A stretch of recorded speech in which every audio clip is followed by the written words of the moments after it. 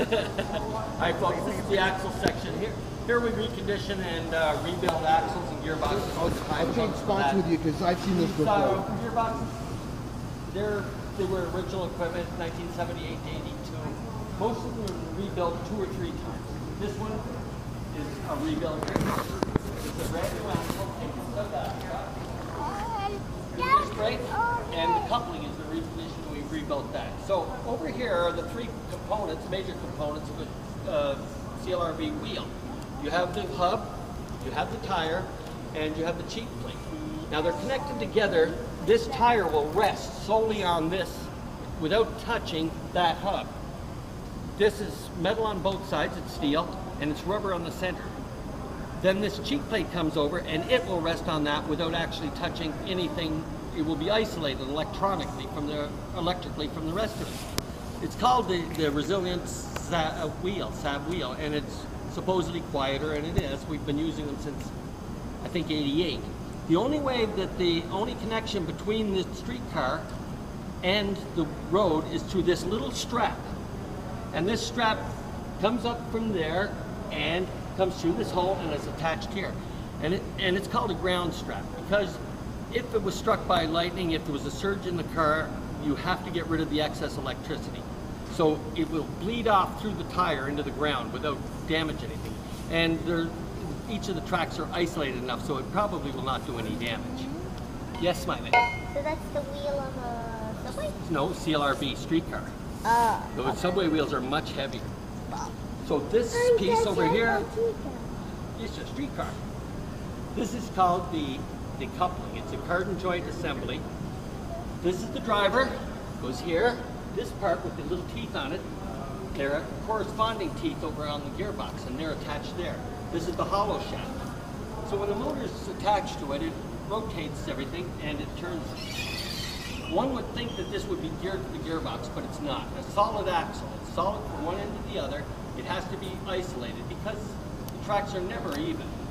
And the solid axle would break if it hit a brake or it got damaged or it hit a broken rail, it would immediately snap. So it's not designed for that.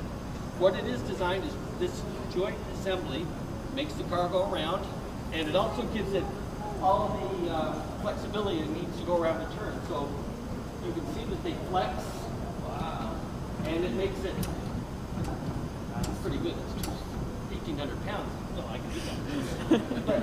but that gives it just enough to go around it. The radius on a streetcar is 400 feet. By that, in order for the streetcar to make a complete circle, the minimum distance would be 400 feet. It doesn't turn that well.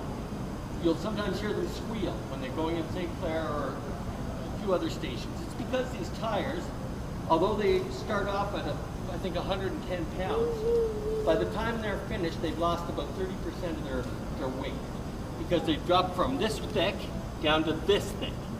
Wow. And they can crack if they go much further than that. But we have a preventative maintenance program. When they get to a certain point, they're taken out of service. A brand new tire is 659 millimeters long. Well, I did not know that, but I don't work in millimeters. I'm old school. There you go. When the streetcar tire becomes too small, it is in and around the 610 millimeters. And they can crack. If it goes below that, they can crack. They can hit a bump and actually put a little thing. I don't think we've had one in years. Yes, sir. What do you do with it when it's so skinny? When it's what? When it's all skinny, what do you do with it? Oh, they're scrapped. There's no longer any point. They're taken out of service and they're put in the scrap heap. And we put this in, a new one. Now, I'm getting to this. This is the best part. Sorry. So when we get this tire together, it's about 200 pounds. We hang it, we bring it over, and it's put on the end of the axle. Goes on this position here. We put a sleeve over top of this, which you can't see because it's under the tire, and it's pushed to this spot where it's at right now. We start pushing it. It goes to 55 tons of pressure, to 70 tons, to 80 tons. It could be anything. We can't go over 120. We have to make 32 minimum, and it's pushed on. But 32 minimum, 120 tons doesn't even push this press. It's a 250 ton press. By that, it's 3,200 pounds per square inch. So your square inch, for those of you who are still doing metric like Joe over there, is about that size. And that's the weight of a Honda Civic on that one area. That's 156 Honda Civics. It's 10 CLRV streetcars. That's how much weight is being pushed on that object when you push it to the full extent. So I guess when the tires get worn down, they get replaced with a new one? They get replaced with new ones. They get to a certain point and then they're useless. We can't use them anymore. It's actually, we're very experienced in what we do. We've done this for a long time. So I guess you order a new tire before it gets to that point. A new tire. Everything's expensive that we do here. Because of the parts are coming from, in this case, Pennsylvania, the hockey pucks from Montreal. This part, Germany, $300 for each of them. We never throw them away. We fix them because we could do this in-house, but at this point, these cars have a life of about 5 more years, and we have enough old ones so we don't have to replace them. But if we did, it would be done here because it's a lot cheaper than getting $300 worth of. So, any questions, folks? Nothing? There's still lots to see, Joe. Excellent. So I'm going to take you guys into the blacksmith area. It is one of the last active on our way by, we're going to walk by the sheet metal area, which is where we fabricate anything related to a thin to moderate sized steel and or aluminum or stainless steel. So just follow me.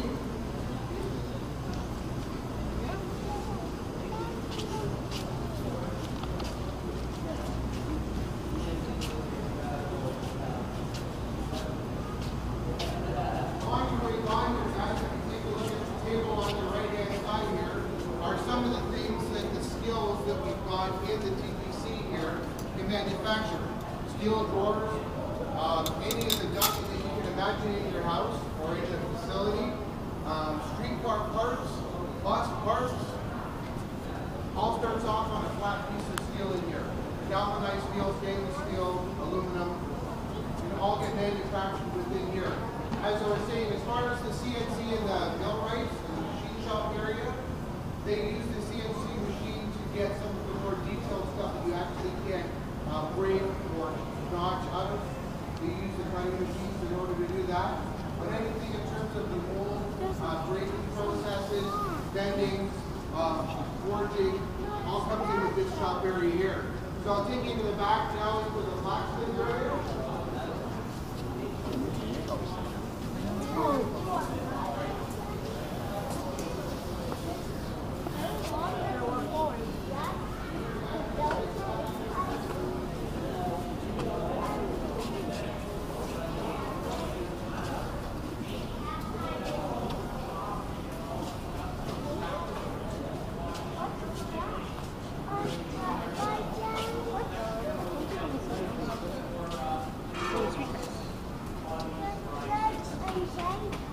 We also still do the collision.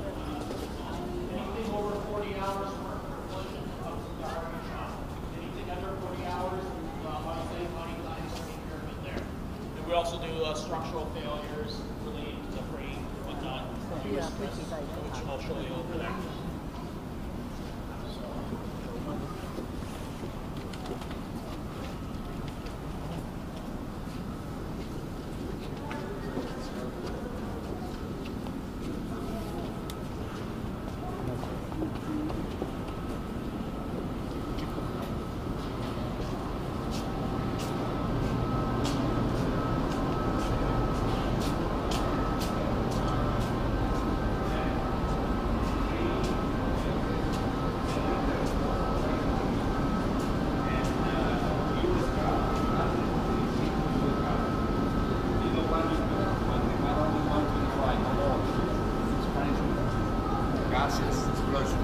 This is stainless steel. Metal doesn't corrode, but can crack it. The metal is very strong, no porous, nothing. So they weld it all around all the pieces. In the United States and one part in Canada, and in Towens, one day they do here. So this one goes in the Orion 7 and 6 different models. And well, when it's a little leak, they remove it, they send over here. We had to check it out, test it by water and air. The air was tested. That we did the other day. I didn't wrap it to show the people.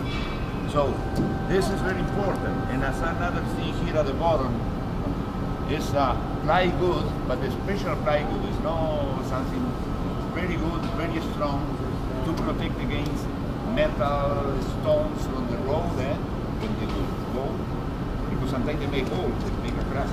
So this one, we put it here, we use a special silk flex. This is the use of the material, but it's very strong.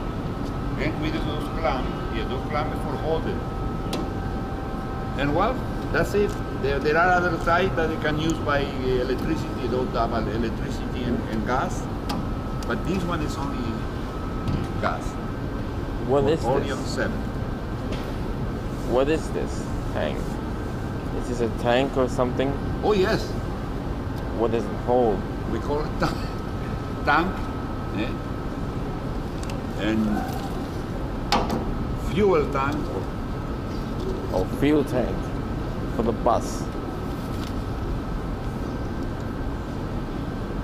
What happened there is a lot for move it away. They need around 3-4 hours, and for put it on too, because there's a lot of things involved under the bus with cables, connections.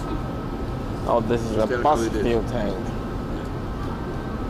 So for those of you who had difficulties because of the fans in here to circulate the air, what Walter was talking about was the process that we go through in refurbishing our fuel tanks on all of the buses that we have in our fleets.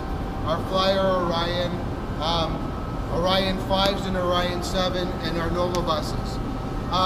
The blacksmith shop in here produces anything in terms of raw steel, very much like what the sheet metal shop is, except a lot more crude and a lot more heavier gauge. I heard that you were speaking about the streetcars being broken down. We actually fabricate the drawbars in here, which actually couple the streetcars together. We make the streetcar skirting, which if in behind you on the floor there is a set of the skirts that go around on the front and the back of the CLRV and the LRV streetcars. The seat process that Joe Bruccio was talking to you guys in the machine shop, we make repairs to the streetcar seats here. Any type of welding or fabricating that happens within Harvey's shop that supports the TTC happens here. We'll go over to the forging side where I'll introduce you to Tom and kind of give you an idea of some of the old school blacksmithing that took place.